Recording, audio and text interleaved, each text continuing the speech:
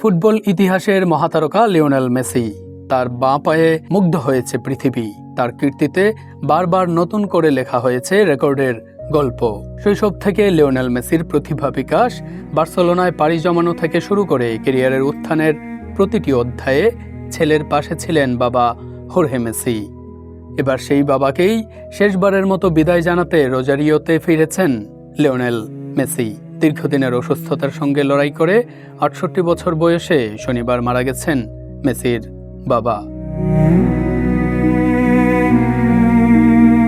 ছেলে দৌড়ায় বলের পেছনে, আর তার বাবা দাঁড়িয়ে থাকতো তার পেছনে। মাঠ বদলেছে, কিন্তু ছেলের ছায়া হয়ে পেছনে দাঁড়িয়ে থাকার দৃশ্য বদলায়নি ৩ দশকেও। সেই ছায়া এবার সরে গেছে চিরতরে, আর তার সঙ্গে থেমে গেছে ফুটবল ইতিহাসের এক নীরব নেপথ্যের সবচেয়ে বড় অধ্যায়।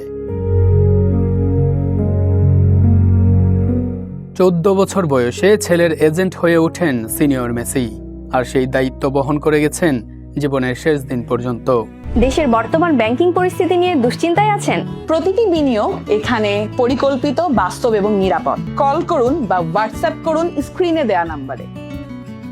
বার্সেলোনার একের পর এক চুক্তি নবায়ন, পিএসজিতে নাটকীয় স্থানান্তর, শেষে ইন্টার মায়ামিতে যাত্রা, প্রতিটি বাঁকে ছিল তার দূরদর্শী চিন্তা। ছিলেন মাঠের বাইরের প্রতিটি লড়াইয়ের কাণ্ডারি।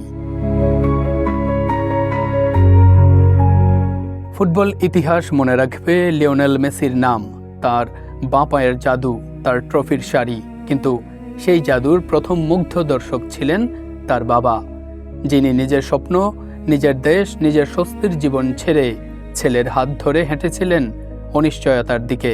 যিনি কান্নার রাতে পাশে ছিলেন, যিনি প্রতিটি চুক্তির টেবিলে পাশে ছিলেন, যিনি স্বপ্ন জয়ে পাশে ছিলেন। এখন থেকে যখনই লিওনেল মেসি মাঠে নামবেন, গ্যালারির কোথাও আর সেই চেনা মুখটা খুঁজে পাবেন না।